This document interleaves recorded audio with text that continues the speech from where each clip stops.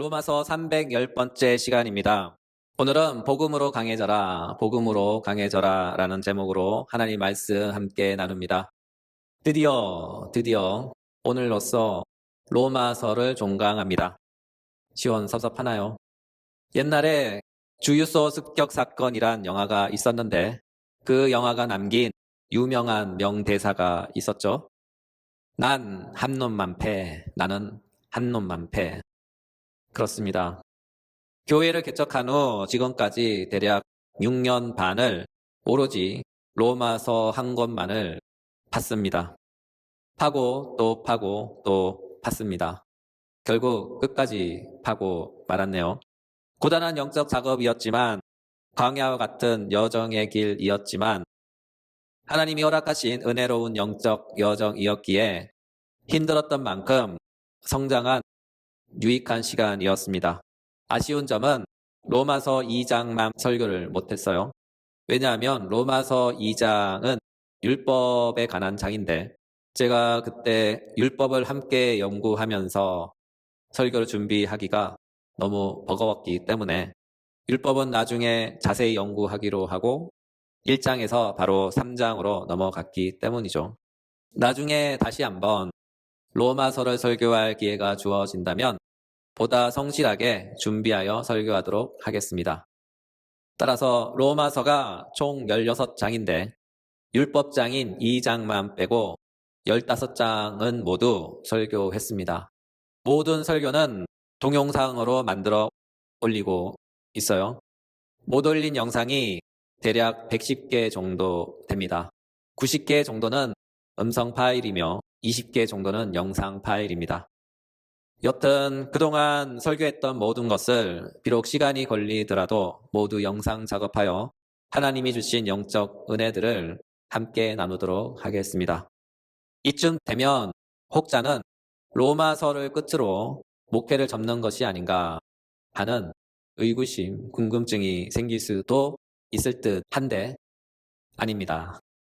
로마서는 끝났지만 목회는 안 끝났습니다. 왜냐하면 성경은 모두 66권인데 이제 한 권 끝냈기 때문이죠. 한원하면 아직 시작도 안 했다. 갈 길이 참 멀다. 죽을 때까지 해도 못한다. 그런 말이죠. 그럼 또 이렇게 물어볼 수 있겠죠. 로마서 다음에 뭐 할 건가요? 로마서 다음에 뭐 할 건가요? 네, 로마서 다음에 에베소서 합니다. 왜냐하면 로마서는 복음이 무엇인가에 관한 소개이면서 우리 구원과 관된 말씀이라면 에베소서는 교회란 무엇인가에 관한 소개이면서 동시에 구원받은 신자는 어떤 존재들이며 구원받은 사람은 어떻게 살아야 하는가에 대한 말씀, 곧 구원받은 후의 내용들에 관한 말씀이기 때문이죠. 따라서 로마서 다음에 에베소서를 설교를 통해 배우면 영적 유익이 풍성해집니다. 또한 오늘 말씀과 연관하여 본다면 로마서는 복음의 비밀에 관한 것이었다면 에베소서는 교회의 비밀에 관한 것이죠. 달리 표현하면 복음의 기원도 창세전이었다면 교회의 기원도 창세전입니다. 둘 다 창세전에 하나님 뜻 안에서 비밀이었지만 이제는 계시를 통해 알려진 비밀이 된 하나님의 계시입니다. 이와 같은 이유로 복음의 비밀과 교회의 비밀을 안다면 여러분은 이미 성숙한 신앙인입니다. 믿음에 있어 장성한 성인입니다. 그러므로 요점은 에베소서도 함께 해주세요. 에베소서도 함께 해주세요. 제발. 이제 로마서 마지막 설교를 시작하도록 하겠습니다. 보통 종강은 짧게 그리고 내용은 쉬워야 평이 좋죠. 그래서 본문에 나타난 몇 가지 특징들만 간략하게 살피고 로마서 설교의 모든 마침표를 찍으려 합니다. 본문을 다시 한번 읽어볼까요?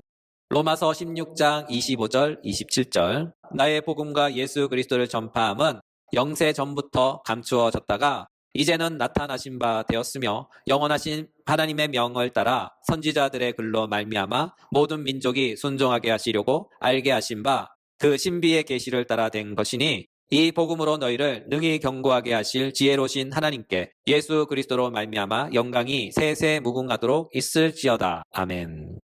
로마서의 가장 큰 특징 중 하나는 복음으로 시작하여 복음으로 끝납니다.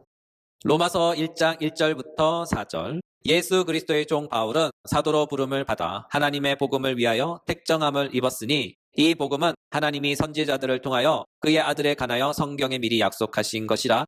그의 아들에 관하여 말하면 육신으로는 다윗의 혈통에서 나셨고 성결의 영으로는 죽은 자들 가운데서 부활하사 능력으로 하나님의 아들로 선포되셨으니 곧 우리 주 예수 그리스도시니라. 따라서 로마서는 시작도 복음이요, 가정도 복음이요, 그 마지막도 복음입니다. 그러므로 로마서는 오직 복음에서부터 시작하여 오직 복음에 의한, 오직 복음을 위한 사도 바울의 복음서입니다. 이와 같은 메시지의 복음서가 있어요. 바로 요한복음입니다. 요한복음 20장 31절 전반절. 오직 이것을 기록함은 너희로 예수께서 하나님의 아들 그리스도이심을 믿게 하려 함이요. 이와 같은 맥락에서 사도 바울의 로마서와 사도 요한의 요한복음은 서로 닮았다 말할 수 있습니다. 또한 로마서의 두 번째 가장 큰 특징은 복음의 대상이 똑같다입니다. 로마서 1장에서는 모든 이방인입니다. 로마서 1장 5절 후반절 모든 이방인 중에서 이에 해당하는 헬라어 어구는 파신토이스 에드네신입니다. 반면에 로마서 16장에서는 모든 민족이란 어구가 등장하죠. 로마서 16장 26절 중반절 모든 민족이 믿어. 이에 해당하는 헬라어 어구는 판타타 에드네입니다. 여기서 파신토이스 에드네신과 판타타 에드네는 내용상 같습니다. 이와 같은 문학 기법을 수미상관법이라고 해요. 머리와 꼬리가 서로 상관되는 방법이란 뜻으로 처음과 끝에 같은 구조를 반복하여 그 주제를 강조하는 것이죠. 따라서 로마서는 복음의 대상이 같습니다. 또한 로마서의 세 번째 특징은 복음의 선포의 근거가 같습니다. 바로 선지자들의 글인 구약성경이죠. 달리 표현하면 복음은 이전과는 전혀 다른 새로운 내용의 복음이거나 간혹 어떤 특정한 그룹들이 주장하는 레마의 말씀이거나 혹은 기도 좀 한다는 신령한 그룹들이 지칭하는 성령의 음성 듣는 것이거나 직통 계시 같은 그런 종류의 계시가 아니란 뜻이죠. 사도는 분명하게 말씀합니다. 복음의 출처는 바로 선지자들의 글이다. 로마서 16장 26절 중반절 선지자들의 글로 말미암아. 우리는 이것을 구약성경이라고 합니다. 그러므로 복음은 구약성경을 근거로 선지자들의 글을 토대로 선포된 좋은 소식 또는 복된 소식입니다.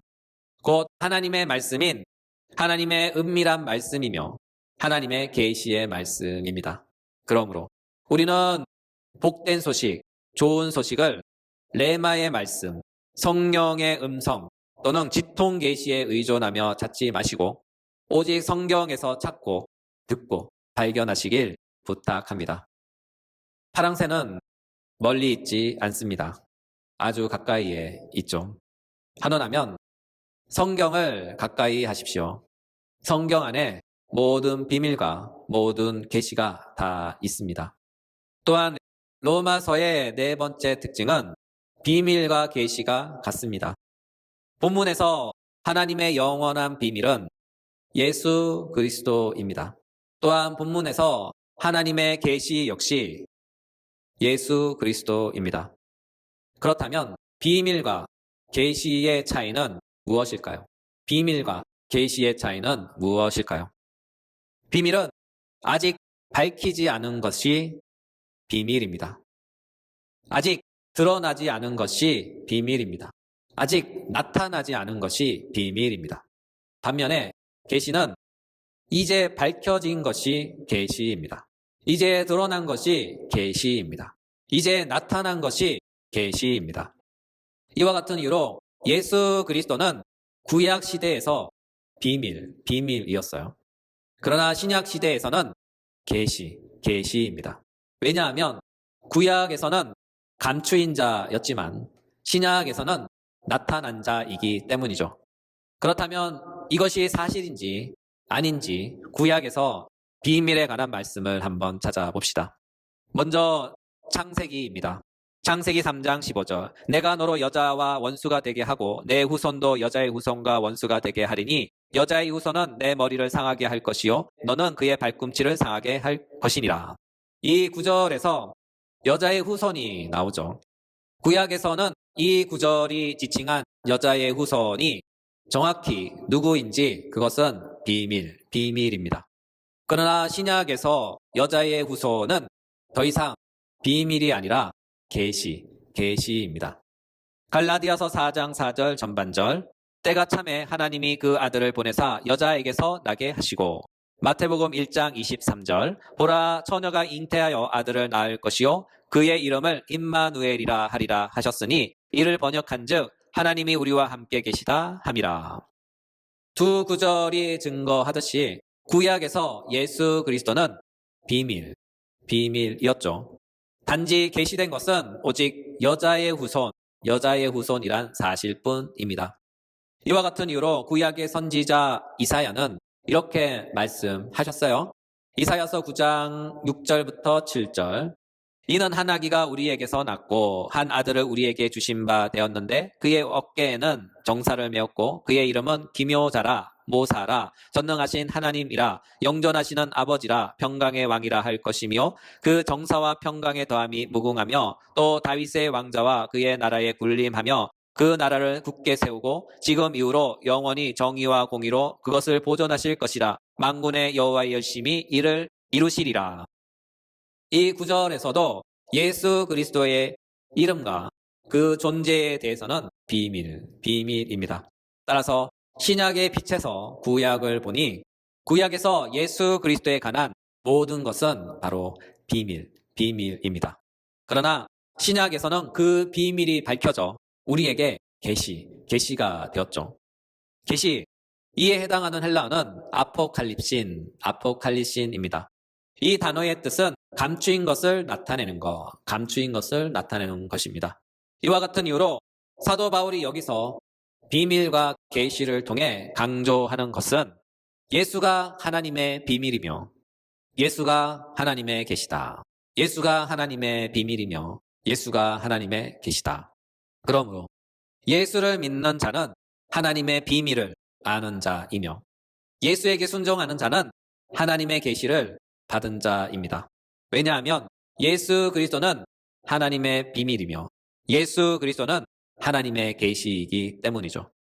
사도는 이것을 로마서를 통해 이렇게 표현합니다. 복음입니다. 그렇습니다. 이것은 복음입니다. 예수 그리스도가 구약이 오랫동안 간직해 왔던 하나님의 비밀이었다는 것이 바로 복음이죠. 이와 같은 이유로 구약 시대에서의 복음과 신약 시대에서의 복음은 그 내용과 질에 있어서 똑같다, 동일하다 그런 뜻입니다. 단지 구약 시대에서의 복음은 하나님의 비밀이었지만 신약에서의 복음은 하나님의 계시입니다. 왜냐하면 하나님의 비밀과 하나님의 계시는 동일하기 때문이죠. 따라서 하나님의 비밀을 아는 자는 하나님의 계시를 아는 자이며 하나님의 계시를 아는 자는 하나님의 비밀을 아는 자입니다. 왜냐하면 하나님의 비밀과 하나님의 계시는 동일하기 때문이죠. 그러므로 하나님의 비밀을 아는 것과 하나님의 계시를 아는 것은 똑같다입니다. 이와 같은 이유로 사도 바울은 말씀합니다. 로마서 16장 25절 전반절. 나의 복음과 예수 그리스도를 전파함은. 나의 복음과 예수 그리스도를 전파함은. 본문에서 나의 복음, 달리 말해서 사도 바울의 복음은 무엇일까요? 바로 예수 그리스도입니다. 왜냐하면 사도 바울은 지금 구약에서의 비밀인 그 비밀의 진실을 정확히 알고 있고, 또한 그는 하나님의 계시의 실체를 정확히 알고 있기 때문이죠. 한마디로 사도 바울은 복음에 대한 정확한 진리의 지식을 갖고 있었다 하는 것입니다. 이와 같은 이유로 그는 복음을 담대하게 전합니다. 예수 그리스도를 전파함은. 이 본문에서 전파함에 해당하는 헬라어는 케리그마입니다.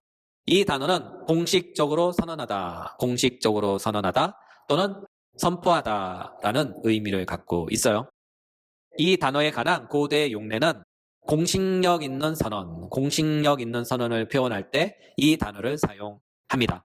따라서 사도 바울은 지금 복음의 내용인 예수 그리스도를 공식력 있게 선언하되 하늘나라의 공직자로서 공식적으로 선언하고 있는 것이죠. 한언하면 그는 지금 하늘나라의 왕의 대사가 되어 복음의 내용인 예수 그리스도를 선포하고 있습니다. 이와 같은 이유로 사도 바울은 그 다음 본문에서 이렇게 말씀하시죠. 로마서 16장 26절 전반절. 이제는 나타나신 바 되었으며 영원하신 하나님의 명을 따라. 사도는 강조합니다. 이 복음은 영원하신 하나님의 명을 따라 선포했다.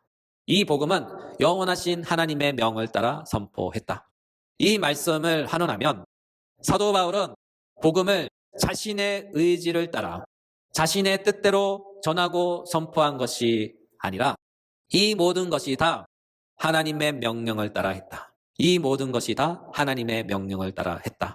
달리 표현하면 사도가 된 것도 하나님의 의지요, 그분의 명령이며, 복음의 비밀을 계시로 알리신 것도 그분의 의지이며 그분의 명령입니다.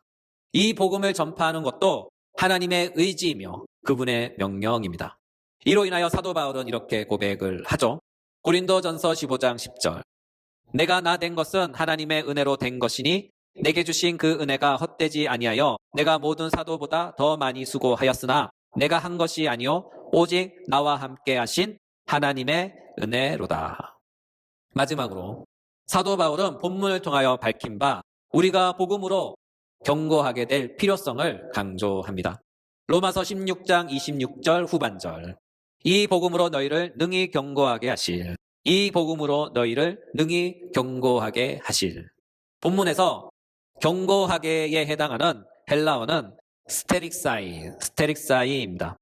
이 단어의 뜻은 세우다, 강하게 하다입니다. 사도는 왜 우리가 복음으로 세움받고 강해져야 함을 역설할까요?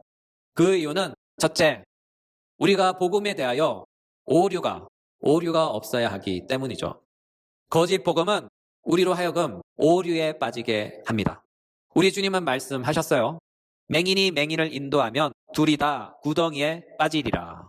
그렇죠? 이와 같은 이유로 우리는 참된 복음으로 세움받고 강해져야 합니다. 둘째, 우리는 복음에 대하여 순수해야 합니다.